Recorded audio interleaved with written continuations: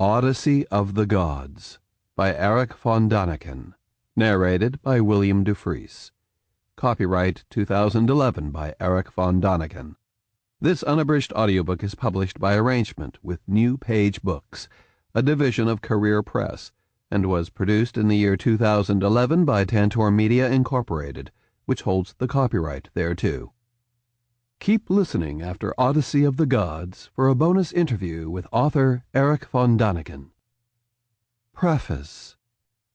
Do you know what an orgy is? Encyclopedias give its original definition as the celebration of religious rites in ancient Greece. Nowadays, the word refers to a much less restrained kind of caper in which sex plays its fair share. But in fact, this is also what the word meant in ancient Greece.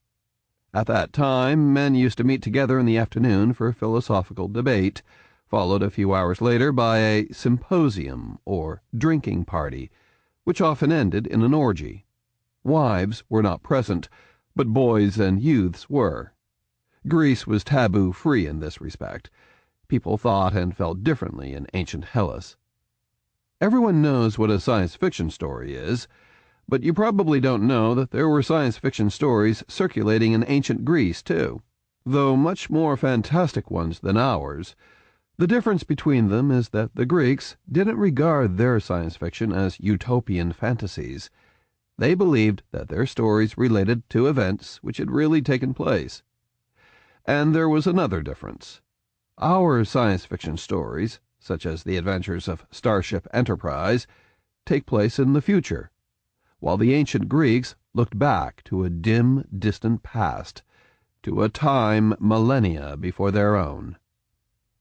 Just imagine that the island of Crete is continually circled by a metal guardian, which has the phenomenal ability to monitor all ships heading toward the island and to blow them out of the water. No foreigner has a chance of landing there against the wishes of the island's rulers.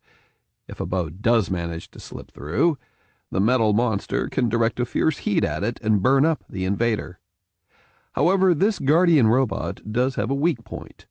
If a certain bolt on its metallic body is undone, its thick blood flows out so that it is immobilized. Naturally, only those who constructed it and their successors know the precise location of this vital spot.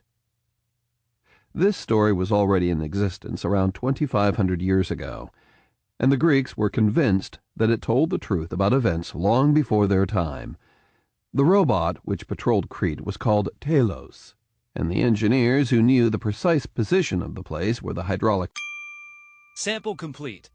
Ready to continue?